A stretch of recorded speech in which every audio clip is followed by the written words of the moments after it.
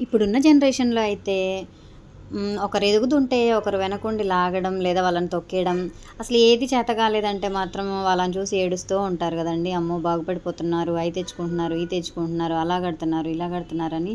ఎందుకండి ఇవన్నీ? వాళ్ళు ఎదుగుతున్నారు అంటే మనకే గదా మంచిది. ఎందుకంటే మనల్ని ఆశించకుండా బతుకుతారు గదా! వాళ్ళు ఎదగడం వల్ల మనకొచ్చేది మంచే గాని చెడేమి ఉండదండి. ఎందుకంటే మన రూపాయి మన దగ్గరే ఉంటది. వాళ్ళ రూపాయి వాళ్ళ దగ్గరే ఉంటది. ఇంకా వాడు మనకంటే పైకి ఎదిగాడు అంటే మనకే ఒక చెయ్యి ఇస్తాడేమో మనం గూడా పైకి లేవడానికి.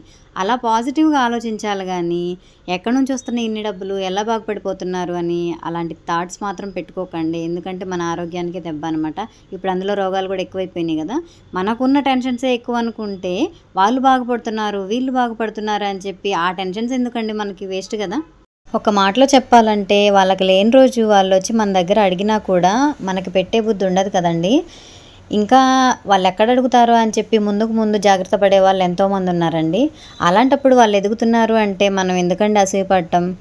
అందుకే మనం 'శుభలగ్నం' మూవీలో అమనిలాగా తెగ టెన్షన్ పడిపోకుండా, ఎదుటివారి ఎదుగుదలను చూసి అసూయ పడిపోకుండా, ఉన్న 4 రోజులు కూడా ఎంతో హ్యాపీగా మన లైఫ్‌ని ఎంజాయ్ చేయడం మంచిది కదా ఫ్రెండ్స్. మీరేమంటారు? ఇంకా ఈ చీరల విషయానికొచ్చేస్తే, నేను తీసుకోను, కుట్టట్లేదు అంటూనే తీసుకుంటానని చెప్పాను గదా! ఇవి కూడా అలా తీసుకున్న శారీసే అనమాట. మొన్న మా అక్కొచ్చి ఇచ్చెళ్లారు. 13 శారీస్ ఇచ్చారు మొత్తం జిగ్‌జాగ్ చేయమని. ఇంకా మా బాబు స్లీపింగ్ టైమ్‌లో ఒక 2 డేస్‌లో ఒక 11 శారీస్ అయితే కంప్లీట్ చేశాననమాట. ఇంకా 2 శారీస్ అయితే పెండింగ్ ఉన్నాయి. ఇంకా ఆ 2 శారీస్‌కి ఎప్పుడు ముహూర్తం పెడతానో నాకైతే అస్సలు తెలీదు. ఎందుకంటే మా బుడ్డిగాడి దయ నా ప్రాప్తం కాబట్టి.